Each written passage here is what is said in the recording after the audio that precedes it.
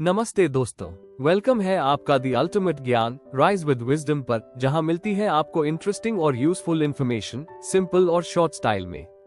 अगर आप नए हो तो सब्सक्राइब करना ना भूलना और बेल आइकॉन जरूर दबाओ ताकि कोई भी अमेजिंग अपडेट मिस ना हो जाए। तो आइए स्टार्ट करते हैं। बच्चों, जब भी कोई कंपनी अपने देश की सीमाओं को पार करती है और इंटरनेशनल बिजनेस में कदम रखती है तो उसके सामने सबसे बड़ा सवाल खड़ा होता है, हम अपने उत्पादन यानी प्रोडक्शन को विदेश में किस रूप में स्थापित करें।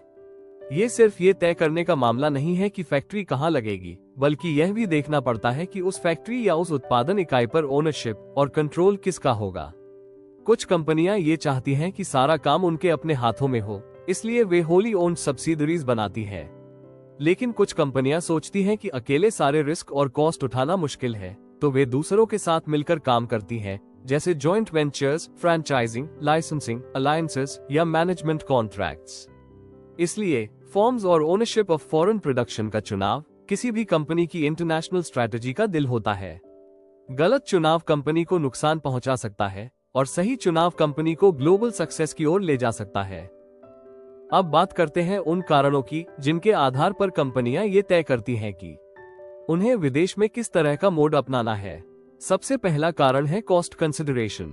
अगर विदेश में उत्पादन करना एक्सपोर्ट करने से सस्ता पड़ता है तो कंपनी वहीं पर लोकल फैक्ट्री खोल देगी। दूसरा कारण है ट्रांसपोर्टेशन इश्यूज। अगर ट्रांसपोर्टेशन का खर्च बहुत ज्यादा है तो उत्पाद को लंबी दूरी पर भेजना मुश्किल हो जाता है, इसलिए वहीं पर उत्पादन करना अधिक लाभदायक होता है। तीसरा कारण है डोमेस्टिक कैपेसिटी लिमिटेशन। कभी कभी अपने देश की फैक्ट्रियां ग्लोबल डिमांड पूरी नहीं कर पाती, तब कंपनी को विदेश में प्रोडक्शन यूनिट्स बनानी पड़ती है। चौथा कारण है कस्टमाइजेशन नीड्स। बच्चों, हर देश के ग्राहक अलग होते हैं। भारत में लोग मसालेदार खाना पसंद करते हैं, जबकि यूरोप में सिंपल फूड। इसलिए लोकल प्रोडक्शन ही कस्टमर्स की जरूरतों के अनुसार प्रोडक्ट में बदलाव कर सकती है। पांचवा कारण है गवर्नमेंट रिस्ट्रिक्शंस। कई देश इंपोर्ट ड्यूटीज लगाते हैं या फॉरेन गुड्स पर रिस्ट्रिक्शंस डालते हैं, जिससे कंपनियों को वहीं जाकर उत्पादन करना पड़ता है। और आखिरी है कंट्री ऑफ ओरिजिन इफेक्ट। कई बार ग्राहक यह मानते हैं कि लोकल प्रोडक्शन की क्वालिटी बेहतर है, इसलिए वे made in a country products को ज्यादा पसंद करते हैं। Foreign expansion, alternative operating modes. विदेश में प्रोडक्शन करने के दो मुख्य रास्ते हैं। पहला है होली ओन्ड ऑपरेशंस। यह मोड तब अपनाया जाता है जब कंपनी चाहती है कि विदेश में उसका पूरा कंट्रोल हो और कोई दूसरा पार्टनर ना हो। होली ओन्ड ऑपरेशन दो तरीकों से हो सकता है। First, greenfield investment. जब कंपनी नए देश में शुरू से अपनी फैक्ट्री लगाती है। ये तरीका लंबा है, लेकिन इससे कंपनी को पूरा कंट्रोल मिलता है। Second, acquisition. जब कंपनी पहले से मौजूद किसी लोकल कंपनी को खरीद लेती है। इससे कंपनी को तुरंत मार्केट एक्सेस मिल जाता है। एडवांटेज, कंपनी का पूरा कंट्रोल, इंटेलेक्चुअल प्रॉपर्टी की सुरक्षा और लॉन्ग टर्म स्ट्रैटेजी को लागू करने में आसानी। डिसएडवांटेजेस, कैपिटल इन्वेस्टमेंट बहुत ज्यादा, पॉलिटिकल रिस्क और कल्चरल क्लैश का खतरा। एग्जाम्पल, टोयोटा ने यूएसए में अपनी खुद की फैक्ट्री लगाई और ग्लोबल सक्सेस हासिल किया। दूसरा, कोलैबोरेटिव अरेंजमेंट्स। लेकिन बच्चों, हर कंपनी के पास इतना पैसा और रिस्क उठाने की क्षमता नहीं होती। ऐसे में वे कोलैबोरेटिव अरेंजमेंट चुनती है। इसका मतलब है कि कंपनी लोकल पार्टनर के साथ मिलकर रिसोर्सेज, रिस्क्स और प्रॉफिट्स को साझा करती है। ये तरीका तब उपयोगी होता है जब मार्केट रिस्की हो, जब कंपनी को लोकल नॉलेज चाहिए या जब एंट्री जल्दी करनी हो और खर्च बांटना जरूरी हो।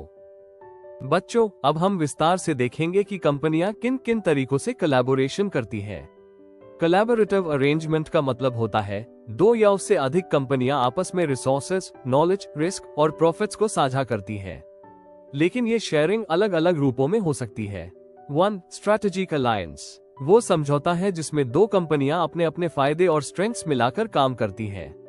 लेकिन स्ट्रैटेजिक अलायंसेस भी अलग अलग प्रकार के हो सकते हैं, जो इस प्रकार है। Scale alliance. इसमें कंपनियां एक जैसी एक्टिविटीज को मिलाकर काम करती हैं। उदाहरण के तौर पर एयरलाइंस की कंपनीज अपने लाउंजेस को शेयर करती हैं ताकि कस्टमर्स को बेहतर एक्सपीरियंस मिल सके। Link alliance. इसमें दोनों कंपनियां अलग अलग तरह की रिसोर्सेज और स्ट्रेंथ्स मिलाकर एक दूसरे को सपोर्ट करती हैं। उदाहरण, नोकिया ने जब मोबाइल मार्केट में अपनी टेक्नोलॉजी को अलग अलग पार्टनर्स के साथ जोड़ा।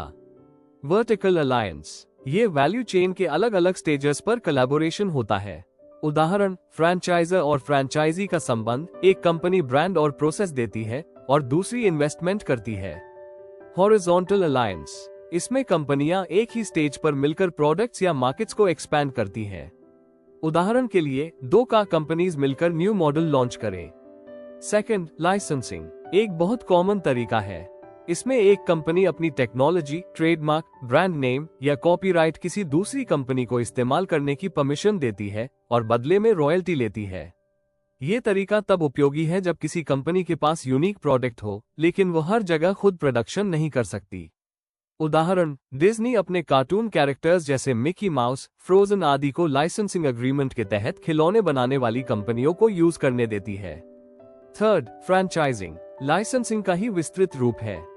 इसमें फ्रैंचाइजर न केवल ब्रांड नेम देता है बल्कि पूरा बिजनेस मॉडल, ट्रेनिंग और मार्केटिंग सपोर्ट भी देता है। फ्रैंचाइजी को केवल इन्वेस्टमेंट करना होता है और लोकल ऑपरेशन संभालने होते हैं। उदाहरण, मैकडॉनल्ड्स और डोमिनोज ने दुनिया भर में इसी तरीके से तेजी से विस्तार किया। फोर्थ, मैनेजमेंट कॉन्ट्रैक्ट्स कभी कभी कंपनी खुद इन्वेस्टमेंट नहीं करना चाहती, लेकिन उसके पास मैनेजमेंट की एक्सपर्टीज होती है। ऐसे में वो कॉन्ट्रैक्ट के आधार पर दूसरी कंपनी को मैनेजमेंट सर्विसेज देती है और इसके बदले फी लेती है। उदाहरण, हिल्टन होटल्स दुनिया के कई देशों में होटल्स का मैनेजमेंट संभालते हैं, जबकि होटल की ओनरशिप लोकल इन्वेस्टर्स के पास होती है। फिफ्थ, टर्नकी प्रोजेक्ट्स मतलब है कि एक कंपनी पूरी फैक्ट्री या प्लांट बनाकर क्लाइंट को तैयार अवस्था में सौंप देती है। क्लाइंट को केवल की घुमाकर प्रोजेक्ट शुरू करना होता है। ये तरीका कंस्ट्रक्शन, ऑयल रिफाइनरी और पावर प्लांट जैसे प्रोजेक्ट्स में बहुत उपयोगी है। सिक्स्थ, जॉइंट वेंचर्स वो व्यवस्था है जिसमें दो या अधिक कंपनियां मिलकर एक नई कंपनी बनाती हैं। इसमें ओनरशिप, प्रॉफिट्स और रिस्क सब मिलकर साझा किए जाते हैं। जॉइंट वेंचर्स खासकर उन देशों में जरूरी होता है जहां सरकार फॉरेन कंपनीज को 100% ओनरशिप की अनुमति नहीं देती। उदाहरण, स्टारबक्स ने इंडिया में टाटा के साथ जॉइंट वेंचर किया ताकि वो इंडियन मार्केट में लोकल नॉलेज और ट्रस्ट हासिल कर सके। 7, इक्विटी अलायंसेस इसमें एक कंपनी दूसरी कंपनी के शेयर्स खरीदकर पार्टनरशिप को मजबूत बनाती है। ये तरीका लॉन्ग टर्म रिलेशनशिप के लिए बहुत उपयोगी है क्योंकि इसमें दोनों कंपनियों के बीच ओनरशिप और फाइनेंशियल कमिटमेंट भी जुड़ जाता है। बच्चों, अब यह मत सोचो कि हर कोलैबोरेशन सफल होता है। हकीकत यह है कि कई बार कोलैबोरेटिव अरेंजमेंट्स असफल भी हो जाते हैं। क्यों? क्योंकि जब दो या दो से अधिक कंपनियां साथ आती हैं तो उनके ऑब्जेक्टिव्स, कल्चर और कॉन्ट्रीब्यूशंस अलग अलग हो सकते हैं। सबसे बड़ा कारण है डाइवर्जेंट ऑब्जेक्टिव्स। मान लो एक कंपनी का उद्देश्य लॉन्ग टर्म ग्रोथ है और दूसरी केवल शॉर्ट टर्म प्रॉफिट चाहती है। ऐसे में दोनों की स्ट्रैटेजीज टकरा जाएंगी और पार्टनरशिप में कॉन्फ्लिक्ट आ जाएगा। दूसरा कारण है कल्चरल डिफरेंसेस। हर कंपनी का अपना वर्किंग स्टाइल, लैंग्वेज और वैल्यूज होती है। अगर एक कंपनी अमेरिकन कल्चर से है और दूसरी एशियन कल्चर से, तो उनके बीच कम्युनिकेशन और डिसीजन मेकिंग में डिफरेंसेस आ सकते हैं। इससे कोलैबोरेशन कमजोर पड़ जाता है। तीसरा कारण है अनइक्वल कॉन्ट्रीब्यूशंस। जब एक कंपनी ज्यादा इन्वेस्टमेंट करती है और दूसरी कम, तो प्रॉफिट शेयरिंग को लेकर झगड़े शुरू हो जाते हैं। हर पार्टनर ये सोचता है कि उसका योगदान ज्यादा इंपॉर्टेंट है और यह सोच पार्टनरशिप को तोड़ सकती है। चौथा कारण है कंट्रोल इश्यूज। अक्सर मैनेजमेंट और डिसीजन मेकिंग को लेकर कंफ्यूजन या क्लैश हो जाता है। कौन सी स्ट्रैटेजी लागू होगी? फाइनल डिसीजन किसका होगा? अगर यह क्लियर नहीं है तो पार्टनरशिप लंबे समय तक चल ही नहीं सकती। इसलिए कोलैबोरेटिव अरेंजमेंट्स के साथ साथ उनका फेलियर रिस्क भी हमेशा मौजूद रहता है। अब बच्चों, अगर कोलैबोरेशन इतना रिस्की है तो सवाल यह है कि इसे सफल कैसे बनाया जाए?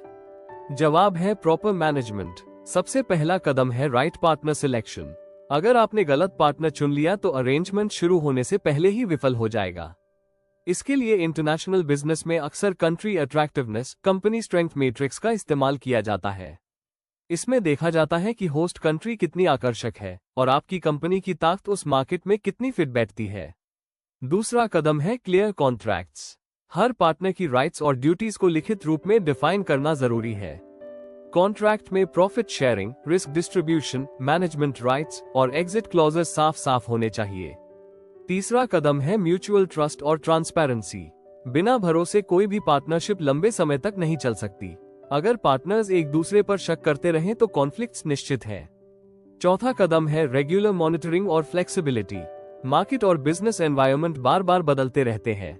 अगर कोलैबोरेशन फ्लेक्सिबल है तो वो बदलती परिस्थितियों के अनुसार खुद को एडजस्ट कर सकता है। साथ ही रेगुलर मॉनिटरिंग ये सुनिश्चित करती है कि दोनों पार्टनर अपने कमिटमेंट्स को पूरा कर रहे हैं। इस तरह सही पार्टनर, क्लियर अग्रीमेंट, ट्रस्ट और फ्लेक्सिबिलिटी, यही 4 पिलर्स हैं जो कोलैबोरेटिव अरेंजमेंट्स को सफल बनाते हैं। तो बच्चों, आज हमने सीखा कि फॉरेन प्रोडक्शन करने के लिए 2 मुख्य रास्ते हैं, होली ओन्ड सब्सिडरी और कोलैबोरेटिव अरेंजमेंट।